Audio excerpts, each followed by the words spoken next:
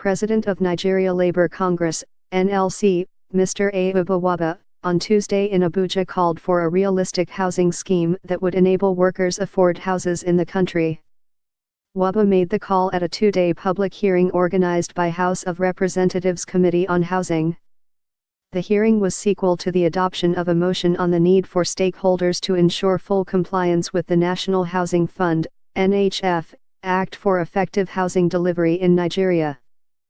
For us to address the issue of housing deficit, we must have an agreeable interest rate that is affordable to citizens and workers. If not, the houses will be built and will not be affordable, Waba said. He called on the federal government to intervene by providing the necessary funds required to drive the housing scheme in the country.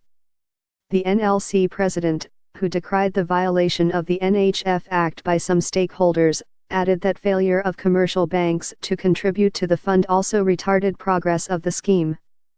The major issue has been the interest rate on the loan that is now available with our commercial banks. This has been a serious burden and cannot be called a mortgage, he said. Read, Fuel Scarcity, Civil Defense sets up task force on in Niger. He expressed worry that Nigerian workers could still not afford the houses in spite of putting in 2.5% of their monthly salaries to have shelter. We actually keyed into the scheme, but along the line in 2003 and 2004, we had challenges because the houses were built and workers could not afford them.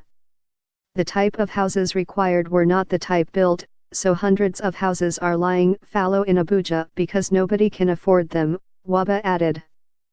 He stressed the need to take the houses to rural areas to enable workers have access to them.